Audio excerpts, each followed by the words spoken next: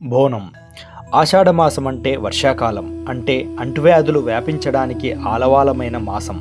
కలరా, plague, మశూచి, క్షయ, తట్టు, పొంగు, అమ్మవారు వంటి అంటువ్యాధుల బారిన పడకుండా గ్రామదేవతలు గ్రామాలను చల్లగా చూసేందుకే బోనాలు సమర్పిస్తారు. పసుపు నీళ్లు, వేపాకులతో సాకలు పెట్టి ఆలయం చుట్టూ ప్రదక్షిణలు చేశాక అమ్మవారికి సమర్పించగా మిగిలిన పదార్థాలను ప్రసాదాలుగా స్వీకరిస్తారు. భోజనం అనే శబ్దానికి గ్రామ్య రూపమే బోనము.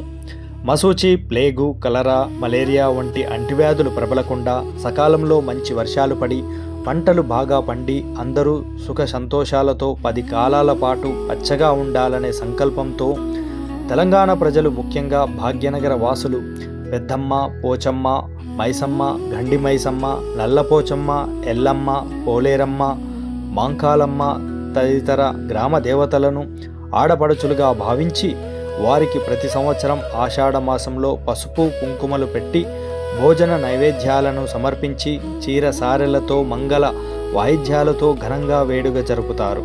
ఈ పండుగకే బోనాల పండుగ అని పేరు. ఆంధ్ర ప్రాంతంలో కూడా ఈ విధమైన పండుగలు ఉంటాయి, కానీ వీటికి వివిధ ప్రదేశాలలో వివిధ పేర్లున్నాయి. తొలి తుది బోనాలు గోల్కొండ జగదాంబికదే. మొదట వేడుకలు గోల్కొండ జగదాంబిక ఆలయంలో ఆరంభమవడం ఆచారం. ఈ మేరకు నేడు అమ్మ తొలి బోనం అందుకోనుంది. తర్వాత ఉజ్జయిని మహంకాళి ఆలయంలోను, ఆ తర్వాత లాల్ దర్వాజలోను, అనంతరం అన్ని చోట్ల బోనాల సంబురాలు జరుపుతారు.